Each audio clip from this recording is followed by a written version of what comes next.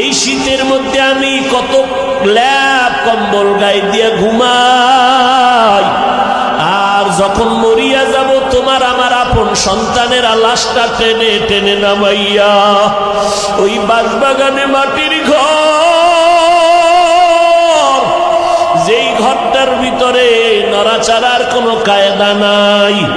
আমার এত ভক্তরা আমার এত বয়ান শুনে, কিন্তু মরার পরে দেখি আমার সাথে একটা মানুষও কবরে গেল না। হঠাৎ করে দেখব কবরে আমার মাথার কাছে আর আমার পায়ের কাছে দুইটা লোক কবরে নামলো।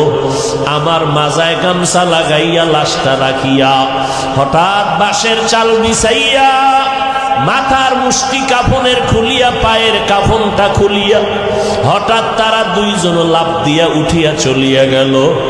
এখন আমি কবরে একা,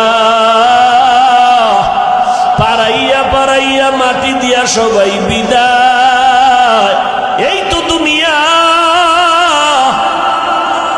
কিসের পাগল হয়েছ রে ভাই?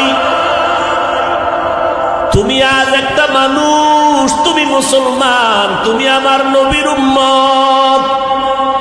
আমি তোমাকে এই কথা বুঝাইতে চাই না তুমি স্কুলে তালা লাগাও আমগো মতো হুজুর হয়ে যাও, একবারও বলবো না।